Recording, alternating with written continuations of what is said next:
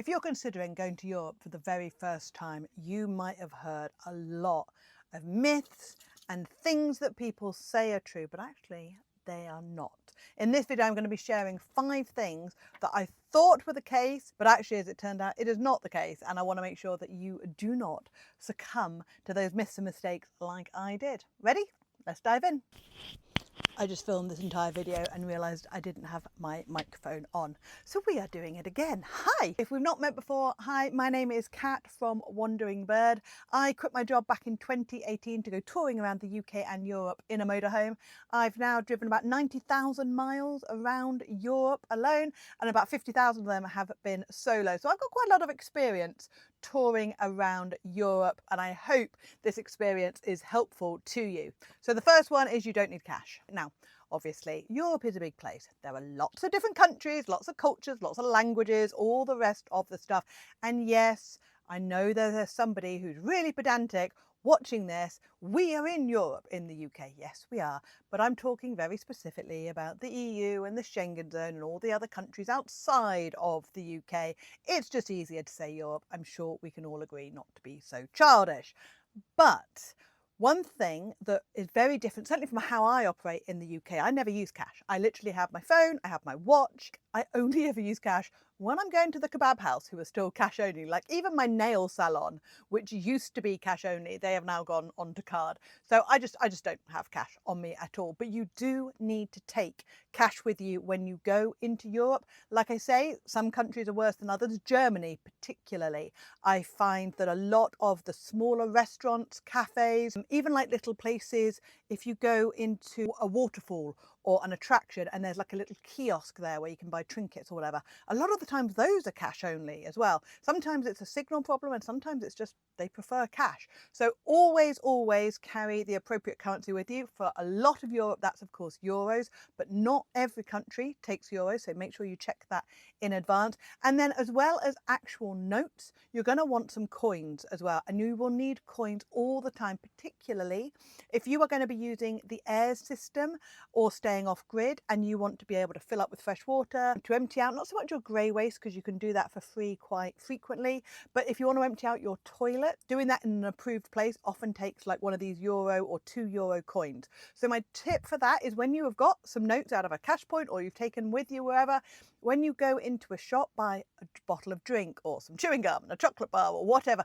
and you'll get a load of cash back, and then take a little bag or something and just start keeping your coins in that, and you will find that you will use that quite frequently. I also find in Germany, like a lot of the airs, they have the old like payments machine like you do for the old car parks, and they've still got the coins, so you still need to use those to get your ticket to stay at some of these airs, not all, but some of them. So definitely worth carrying cash. The other thing whilst we're talking about money is you will need a physical card.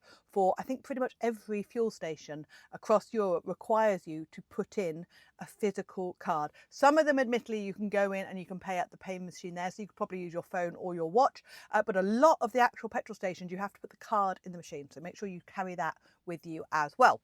Number 2, how bad the roads are. Like, I admit the UK roads have just gone downhill so more rapidly over the past 12 months, but even before that, driving in Europe feels a little bit easier. The roads are generally a lot quieter. Of course, there are the odd bottleneck, but unlike in the UK, where pretty much all the motorways feel slow and there's a lot of traffic and everything else, they've just got so much more space in Europe, so driving on them is a lot nicer. I also find as well the drivers are not always the best drivers, but they are more used to larger vehicles, and they're also more considerate with things like going around corners and roundabouts and stuff. People tend to give you a wider berth. I will admit in Italy, and certainly with scooters, this does not happen, but overall I find driving in Europe a lot easier and more restful than driving in the UK. The third thing is just how well set up Europe is for motorhome. This is probably the biggest one. It blew my brain the first time we brought a motorhome into Europe from the UK. Like, just the way that every town and village has some sort of parking space. They might not be free, but they welcome and encourage motorhomes and campervans to come and visit their town, their village, to use the local shops. There's somewhere to stay, there's often somewhere to sleep. There might even be places to empty out your waste and get fresh water.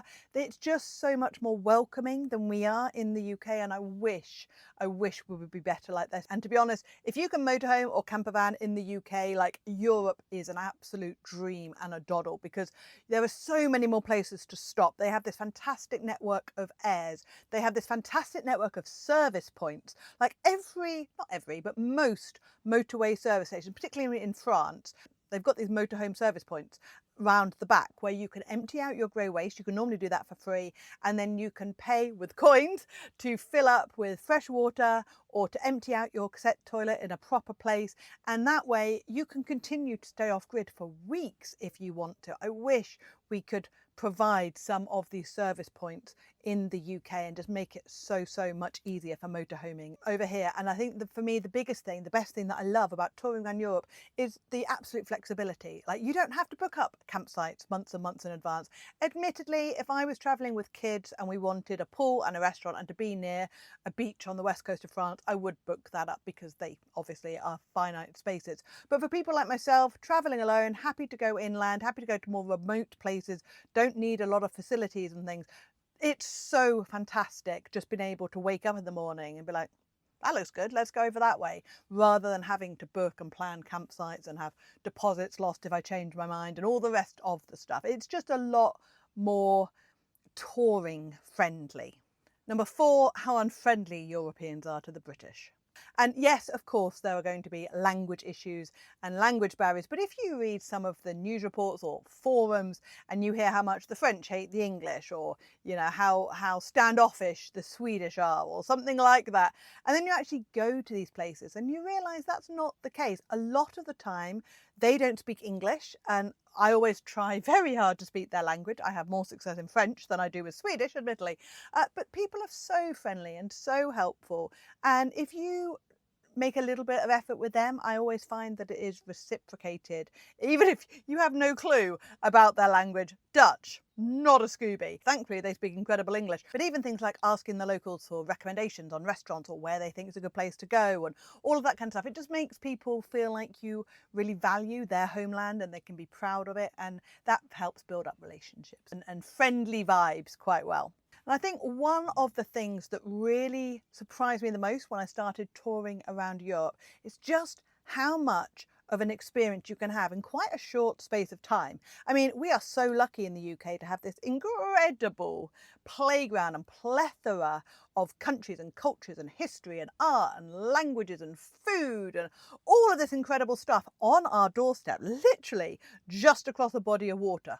An expensive body of water, admittedly, but within just a couple of days you could visit France or Belgium or the Netherlands or Germany, or, you know, you could get a ferry down to Spain. There is so much opportunity that we have got, and that really surprised me because I always thought you'd need 2 or 3 weeks to kind of make Europe a proper thing. But in a long weekend you can see a lovely chunk and actually feel like you've had a proper adventure, which I think is really special. Now, I know a lot of people are intimidated by going to Europe. There are rules and things you've got to carry and things you need to avoid, and crit-air stickers and tolls and routes, and it can be overwhelming, and I completely understand that, which is exactly why I started doing these Touring Europe workshops. And the next one of those is next week. If you would like to come and join me live on Zoom, I will go through everything you need and all the things that you have to plan or think about and consider before you go off onto your trip, plus all the updates for 2026. The link for that